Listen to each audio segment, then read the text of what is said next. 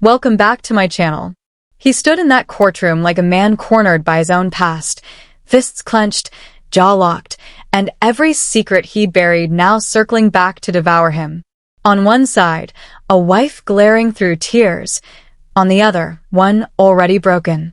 And between them, Kody Brown, the man who once preached unity, now standing trial for betrayal. The judge's voice cut through the tension like a blade. Mr. Brown, are you prepared to admit the truth about what you did? Silence. Heavy. Cold. And just like that, everything began to unravel. This wasn't just a divorce. It was an eruption. Years of lies, hidden bank accounts, and broken promises colliding under the harsh light of justice. Welcome to the most explosive courtroom showdown in SisterWives history. The gavel struck once. The sound echoed through a room filled not just with people, but with ghosts. Ghosts of love, loyalty, and a decade of deception. At the center, Kody Brown, once the proud patriarch of a polygamous dream, now the defendant in a public reckoning. To his right, Robin Brown, tear-streaked but defiant, clinging to Kody's hand like it's the last piece of control she has left. To his left, Christine, Janelle, and Mary, silent, steady, united. Three women once bound by faith, now bonded by fire. The judge adjusted her glasses. This court will now hear the case of Brown versus Brown. Allegations include financial fraud, emotional distress, and concealment of marital assets. Christine stood. Her navy blazer caught the light as she spoke with a calm fury that silenced even the cameras. Your Honor, we were lied to for years. He promised equality financially and spiritually. But the moment we questioned him, he rewrote the rules. And everything went to her. Her finger pointed across the room to Robin. A gasp rippled through the gallery. Christine slid a thick folder across the table. These are the bank statements, property records, and contracts. They show a pattern. Money diverted, signatures forged, and a family destroyed. Boom. The first punch landed. The judge's expression hardened as she read the papers. Mr. Brown, you are accused of siphoning joint finances into private accounts under your and Mrs. Robin Brown's names. Do you understand these charges? Kody stood slowly. I understand, he said. But his voice wasn't remorseful. It was cold, bitter, like a man angry that he got caught. Christine's eyes never left him. You twisted our lives, Kody. You built an empire on our sacrifices, and you handed it to her. The courtroom crackled with tension. Christine's lawyer, Attorney Sutton, stepped forward, sharp, fearless. Let's be clear, Your Honor. This wasn't a family. It was a financial setup. Mr. Brown built a dynasty for one wife while leaving the others with nothing. A screen flickered to life. Transactions, withdrawals, wire transfers. In 2019, Sutton narrated, Mr. Brown closed the joint Flagstaff fund and transferred $63,000 to a private account. Weeks later, a home purchased under Robin Brown's name. All eyes shifted to Robin. Her face drained of color. I didn't know, she whispered. He said it was just paperwork. The judge leaned forward. Are you saying you were unaware of these transfers? Kody squeezed her hand. Don't answer that. The judge snapped. Mr. Brown, you will not speak for the witness. Robin's voice trembled. I trusted him.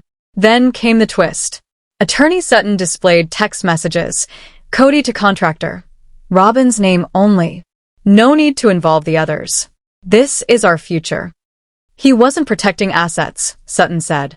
He was rewriting the family in his image. The room erupted. Gasps, whispers, reporters scribbling furiously. But it wasn't over. Christine's team revealed a hidden recording, a family meeting secretly filmed. Kody's voice echoed through the speakers. I'm done pleasing everyone. Christine complains. Janelle questions everything. Mary doesn't know what she wants. Robin's the only one who supports me. That's why I'm building a future with her. A collective breath was drawn and held. Janelle whispered, that's who he really is. Christine turned to the judge. We weren't wives. We were obstacles. The gavel hit hard. 10-minute recess. Outside, chaos. Cameras, reporters, whispers. Christine told her lawyer, "He'll never admit the truth. But we have proof and we're not stopping." Meanwhile, Kody slammed the wall. "This is a witch hunt," he shouted. Robin's voice shook. "We have to fix this." Kody didn't even look at her. When court resumed, all eyes were on Robin Brown. She walked to the stand, pale, trembling, trying to steady her breath. Sworn in, she faced Christine's lawyer. "Mrs. Brown," Sutton said softly, "were you aware that family funds were transferred into accounts under your name?" "I didn't handle the money," Robin whispered. "Kody did." "But you signed the property deeds?" A pause. "Yes, but he told me what to sign." "And you didn't question it?" Tears welled. "I just wanted stability. He said it was to protect us." Then Janelle's voice cut through the silence, raw and furious. "Temporary? That's what he told you?" The judge tried to restore order, but it was too late. The truth was spilling. Attorney Sutton leaned in. "So, Mrs. Brown, you admit that Kody used joint funds for private assets and you signed off on it. You say you didn't know it was wrong?" "I trusted my husband," Robin cried. "How long has this been going on?" Robin hesitated. "Since 2020. A gasp. Christine froze. "That was when Truly had surgery. We were broke. You told me there was no money left." The room shook with outrage. And just when it seemed it couldn't get worse, Sutton revealed a final piece of evidence. An email from Robin to Kody, dated December 4th, 2021. The subject line, keeping it between us. The attorney read aloud, "If we move everything into my name, it'll give us leverage. Christine's getting suspicious. Just tell her we're tightening the budget. She won't look deeper. Mary doesn't care. Janelle's too nice." The courtroom fell silent. Robin covered her face. Christine's voice cracked. "So it was a plan." Janelle whispered, "I always knew." Even Mary, the quietest of them all, leaned back, devastated. The judge turned to Robin. "Mrs. Brown, did you write that email?" And for the first time, Robin said nothing. Not a word. Because silence, in that courtroom, was louder than any confession. The moment hung in the air like a secret no one wanted to touch. Robin's voice was trembling when she finally answered, "Yes." The courtroom froze. The judge inhaled deeply, her tone firm but grave.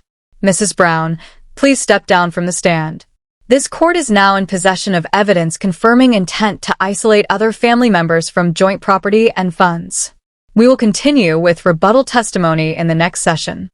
The gavel struck, sharp, final, echoing through the courtroom like a door slamming shut on an era. And just like that, the SisterWives' legacy cracked in half. Outside, chaos erupted. Cameras flashed. News vans crowded the courthouse steps. Fans waved signs, some cheering for Christine, others defending Robin. What once stood as a symbol of faith and unity had now become a battlefield of betrayal. Inside, the silence was deafening. Robin sat curled up in a chair, mascara running down her face. Kody entered quietly, tension written in every step. "You said they'd never see that email," she whispered, voice breaking. "I didn't think they would," Kody muttered, avoiding her eyes. "You told me it was going to be okay." He clenched his jaw, turning away. "I told you to delete those things. You kept everything." Robin looked up, her voice cracking. "Do you even care that we hurt them?" Kody didn't answer. He just stared at the wall, a man trapped in his own reflection. Meanwhile, down the hall, Christine sat with her attorney, Sutton. "He's not going down easy," Sutton warned. "I don't need him to go down easy," Christine replied. "I just need the world to see who he really is." Janelle entered quietly, a worn manila folder in her hands. "What's that?" Christine asked. Janelle gave a bittersweet smile. "Everything we ever gave up to keep that family going. Every loan, every check, every promise. I think it's time we show the court our side of the sacrifice." Mary stood in the corner, silent, her eyes tired but focused. Back in the courtroom, Kody sat alone at the defendant's table. The seats beside him, once filled with laughter, loyalty, and the illusion of unity, now stood empty. His attorney whispered strategy, but his eyes were fixed on that empty space. For the first time, Kody Brown looked unsure. When the court reconvened, the energy was different. Tense, electric, heavy. Even the judge's tone had shifted, sharper, more alert. Everyone sensed it. Something big was coming. Because now, this wasn't just about stolen money. It was about intent, manipulation, control. It was about the truth finally catching up to the man who thought he could outrun it. Then, the courtroom doors opened, and in walked Gwen Brown. The room went silent.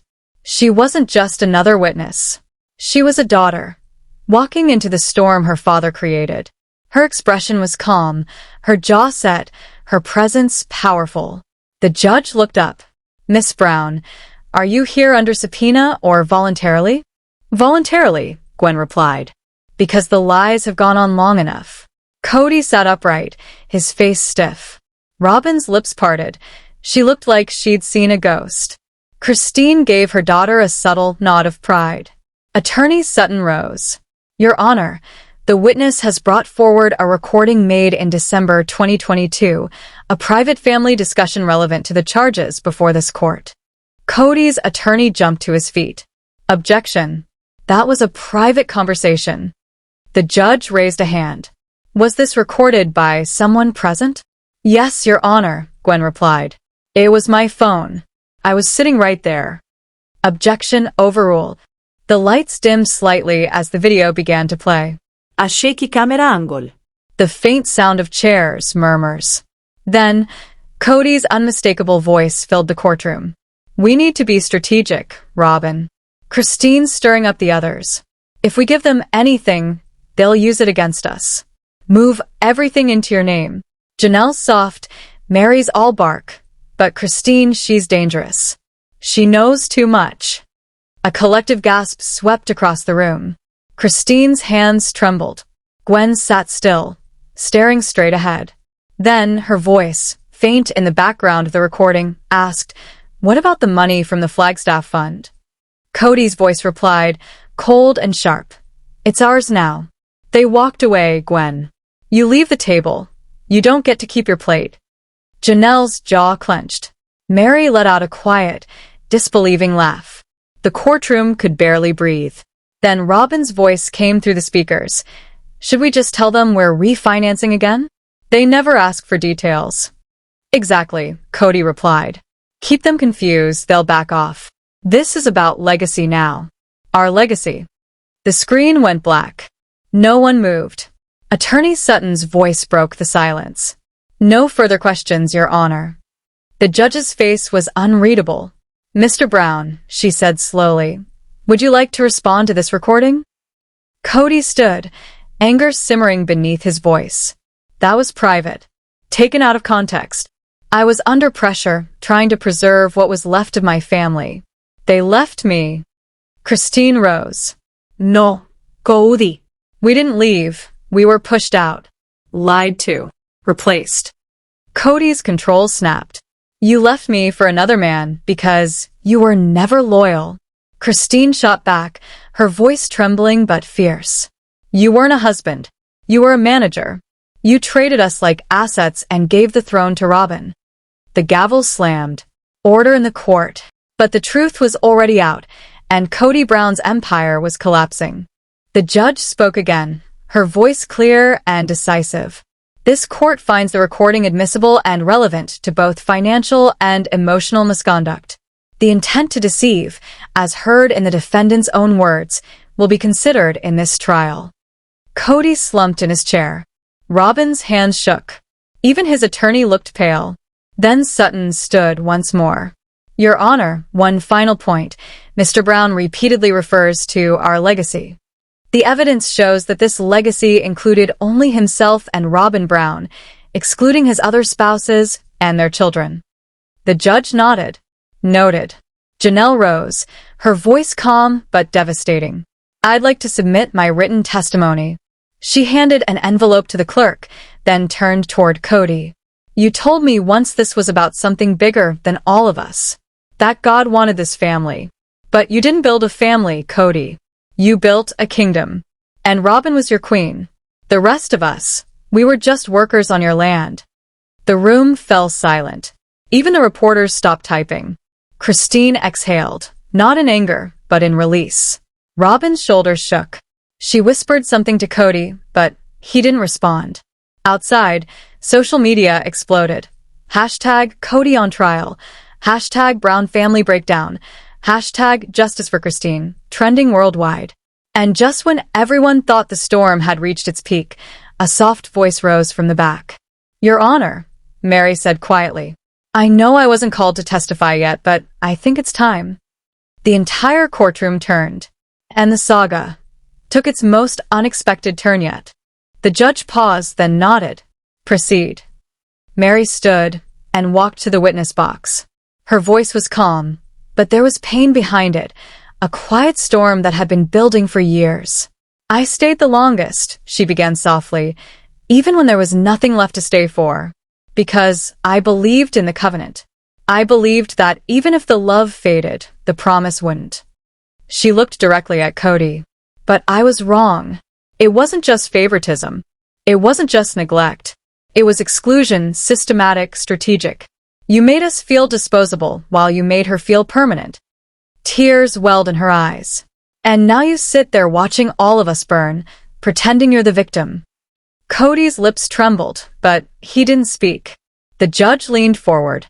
Mrs. Brown, do you believe you were emotionally manipulated by the defendant? Mary didn't hesitate. Yes, she said. Over and over again, yes. The judge nodded gravely, then glanced at the bailiff. This court will adjourn for the day. We will reconvene tomorrow morning for cross-examinations and further evidence presentation. The gavel struck, but no one moved. The Brown family sat frozen, like ghosts still tied to the same haunting. Robin sobbed quietly. Kody didn't look at his wives. And Christine, Janelle, and Mary, they didn't look back at him either. They stood together, side by side, like survivors of the same storm. As they exited the courtroom, Gwendolyn joined them, not as a witness, not as a victim, but as a woman reclaiming truth. Session 4 opened with a different kind of tension. The courtroom no longer felt like a theater.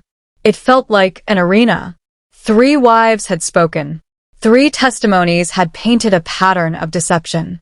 The infamous recording had played like a fuse, and now, only ashes and questions remained. And it was time for Kody Brown to fight back.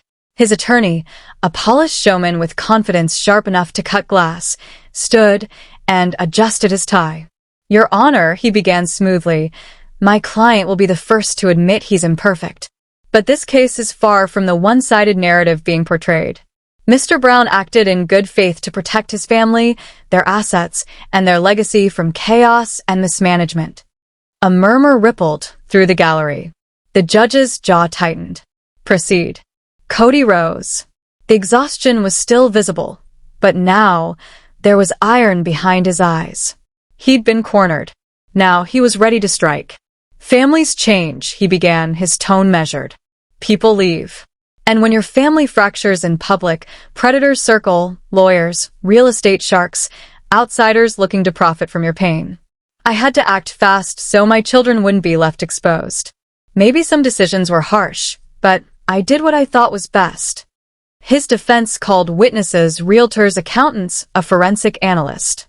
Each explained away his actions with cold, professional precision. They used words like protection, asset sheltering, and tax efficiency. It was all legal, they claimed, logical, necessary. But Christine's attorney, Sutton, wasn't about to let logic drown out morality. You had motive to hide funds, she countered, and you used your authority to manipulate trust, emotionally and financially. That's not protection. That's control. The courtroom buzzed with tension. Kody's lawyer retaliated instantly. Your Honor, my client isn't the only one who made financial moves. Mrs. Brown here, he gestured toward Christine, sold family land without full disclosure, then accused my client of theft. That's not a victim. That's strategy. Christine flinched, as if she'd been slapped. Objection. Sutton roared. If you have evidence, present it. Kody's lawyer smiled faintly. We do. He laid out a stack of documents, property deeds, bank transfers, signatures. We'll show that Mrs. Brown disposed of assets and used proceeds privately while claiming victimhood publicly. Gasps swept the courtroom. Christine sat in stunned silence as the defense painted her choices as betrayal, her independence reframed as deceit. And suddenly, the man on the stand no longer looked desperate. He looked defiant. Then came the private investigator, the defense's secret weapon. He presented photos, phone logs, and receipts suggesting that Christine, Janelle, and Mary had been quietly consulting financial advisors months before the split. The implication? They'd been preparing to take Kody down long before they accused him of manipulation. Christine's face flushed with anger. So now we're guilty for trying to survive, she spat. We begged for transparency, and he refused. We planned for safety, not sabotage. The judge slammed the gavel. Order. But the chaos didn't stop, because Kody's final card was yet to be played. His attorney produced a sealed affidavit. The clerk handed it to the judge, creased, aged, as though it had been hidden for years. Your Honor, the lawyer said, this affidavit, sworn by a corporate trustee, alleges that the plaintiffs opened undisclosed lines of credit before the separation, proving they were securing private financial gain. The courtroom erupted. Cameras flashed. Christine went pale. Sutton hissed across the table. We will contest that. The source is biased and produced at the 11th hour. Kody's attorney smirked. Truth doesn't have a deadline. The judge leaned back, eyes narrowed. This court will review the trustee documents. Admission is deferred until their authenticity is confirmed. The moment froze, tense, unfinished. A temporary victory for Kody, but one built on smoke. The next morning, the courtroom was silent. Heavy. Electric. Mary sat with a yellowed envelope in her lap. Her hands steady. Her eyes clear. The judge looked up. At this time, the court will hear from Mrs. Mary Brown, should she still wish to testify. Mary rose slowly. Ido. She stepped forward, the envelope still trembling in her hand. I've stayed quiet for years, she began, voice breaking, because I thought silence would keep us whole. But silence only protected the lie. She passed the envelope to the clerk. This is the original spiritual marriage covenant, signed by all of us in 2011, after Robin joined the family. Kody said it symbolized unity and equality. He said it would protect every wife if anything ever went wrong. The judge opened the brittle paper. It read, We, the undersigned, agree that all property, assets, and income acquired under the Brown family name shall be equally owned and accessible by all wives and Kody Brown, regardless of legal marital status. No wife shall be left without a home or support in the event of separation. A gasp rippled through the courtroom. Kody's lawyer shot up. Objection, Your Honor. That document holds no legal standing. But Mary cut him off. It held our lives together. And I have proof it was used during financial divisions in 2013 and 2016. That makes it more than symbolic. It makes it binding. The judge's tone hardened. If this covenant guided financial behavior, it may fall under the doctrine of promissory estoppel. Kody blinked. What does that mean? It means, the judge said sharply, you can't promise equality for years, let your wives rely on it, and then revoke it when it no longer benefits you. Gasps filled the room. Christine clutched Janelle's arm. We might actually win this. The gavel struck for recess. Reporters stormed out, phones flashing, headlines already forming. The Brown family covenant, the document that could end it all. Kody paced the hallway, fury in his eyes. Robin sat alone on a bench, mascara streaking her cheeks. And Mary stood by the vending machine, staring into nothing. Christine approached quietly. Why now? She asked. Mary's voice cracked, but her words were steady. Because it took me this long to realize silence doesn't save anyone. It only keeps the guilty comfortable. The producers didn't even give her a final scene. No goodbye. No confessional. No warning. Robin was just gone. But the courtroom wasn't silent. Not anymore. Christine stood, with her arms crossed. Janelle was right beside her. And Kody, he didn't say a word. Because what Robin did wasn't just betrayal. It was a breach of contract. A fraud. A violation of the family legacy they built for television. One that had now collapsed under oath and evidence. The judge leaned forward. "Mrs. Brown," she said, "is it true you redirected funds from the shared family trust into a personal account labeled Robin's Reserve?" Robin's lips trembled. "Yes, primarily mine," she whispered. Gasps filled the courtroom. Christine's attorney stepped forward, placing a document on the screen for everyone to see. Transaction logs. Transfers. Over $342,000 quietly moved into that account between 2017 and 2023. Each deposit labeled with Kody's signature and TLC's production code. Kody's face turned pale. He tried to speak, but the words stuck in his throat. Christine's voice cut through the silence. "You told us family money was gone, that the property couldn't be developed. You told us to wait, to trust you. But all along, you were funding Robin's lifestyle." The audience behind her erupted, whispers, anger, disbelief. The myth of unity shattered. The judge's gavel came down hard. "This court recognizes clear intent to defraud," she said firmly. "Mrs. Brown, you'll answer for this." Robin's eyes welled with tears. Kody turned away, shoulders sinking under the weight of his own choices. Janelle took Christine's hand. Mary stood in the back, silent, watching the empire she once believed in crumble piece by piece. For years, they called it a spiritual marriage, a family of faith. But behind every prayer circle was a checkbook. Behind every confession was a camera. And behind every sister wife was a woman who'd been silenced for too long. Christine looked straight ahead and whispered, "This isn't revenge. It's justice." And for the first time, Kody had nothing left to say.